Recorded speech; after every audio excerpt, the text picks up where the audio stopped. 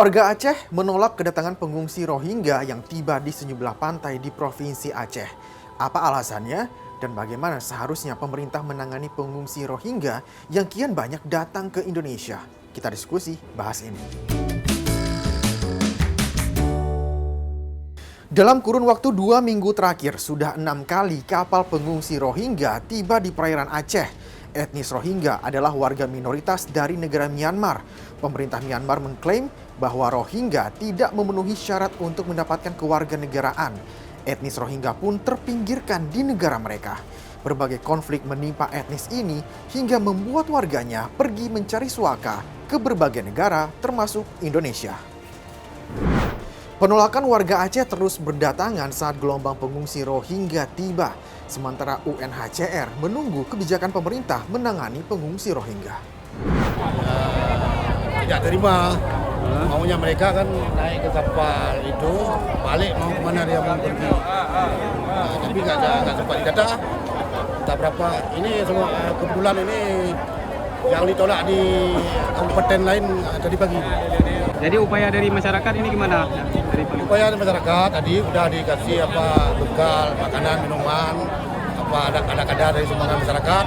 Nah itu masyarakat maunya mereka pergi meninggalkan lokasi ini. Karena ini sudah menjadi sudah bilang kewalahan sudah banyak sekali. Katakan tadi semua kemudian punya pendapat masing-masing dan kita sangat menghargai pendapat tersebut. Warga sendiri apa yang pada masyarakatnya? Kalau kami hanya bisa meminta waktu untuk berkoordinasi, tapi kita tidak bisa menjanjikan apa-apa. Karena kembali lagi berkoordinasi itu kan harus, ya apakah kemudian diberikan atau tidak, kan kembali lagi ke kebijakan pemerintah.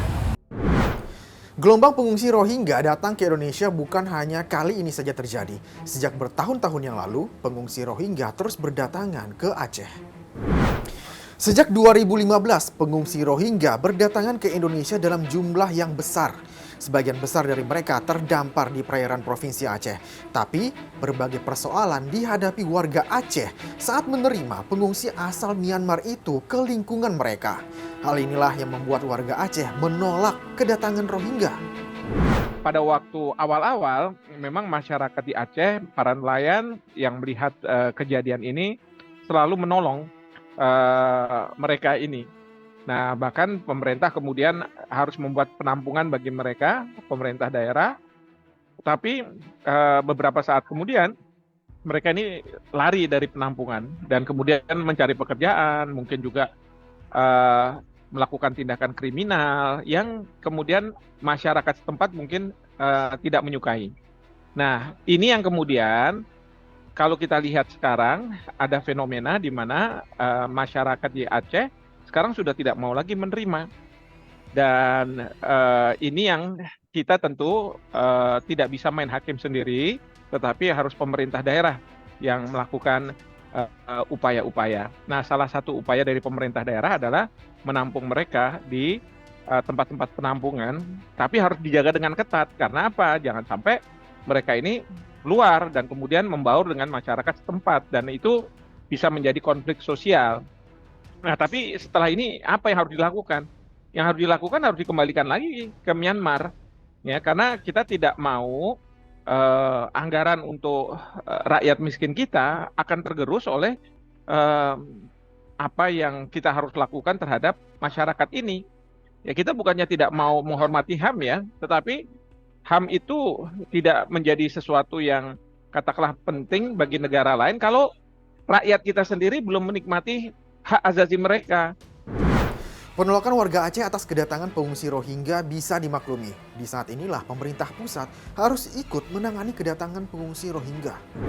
Karena ini sudah bertahun-tahun ya, kita tahu bahwa Rohingya ini ke Aceh datang bertahun-tahun. Karena itu memang lokasi yang paling dekat dari lokasi awalnya di Indonesia, yang paling dekat di Aceh begitu. Jadi disitulah mereka berhenti, mereka sudah terombang-ambing sekian lama.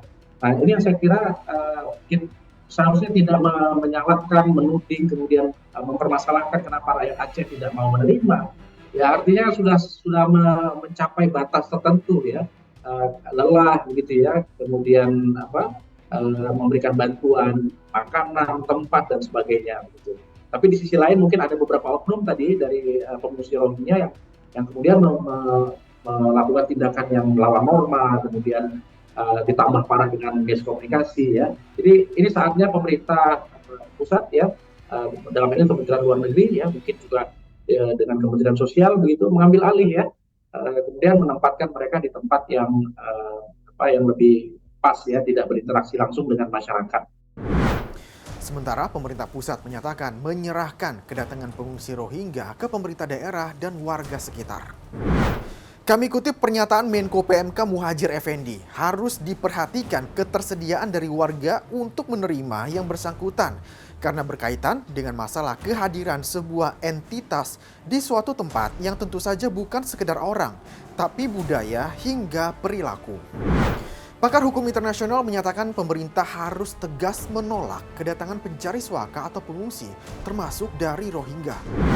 Masalah ini juga menjadi rumit karena Indonesia bukan penanda tangan, apalagi meratifikasi konvensi pengungsi. Nah, oleh karena itu, saya selalu tegas mengatakan, pertama harus ditolak.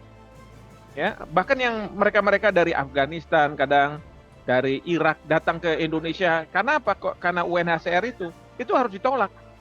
Kalau mereka tidak punya tiket kembali pulang, nggak boleh masuk ke Indonesia. Ya. Kedua, UNHCR kantornya di Jakarta harus ditutup oleh pemerintah pusat, harus ditutup. Karena ini menjadi faktor yang mendorong para pencari suaka atau misalnya pengungsi untuk datang ke Indonesia. Kita bukan nggak mau menghormati hak asasi manusia, tetapi kalau misalnya menghormati hak asasi manusia bagi warga negara lain internasional dengan menginjak-injak hak asasi manusia warga sendiri, menurut saya nggak benar, nggak betul itu. Ya, jadi kita harus tegas.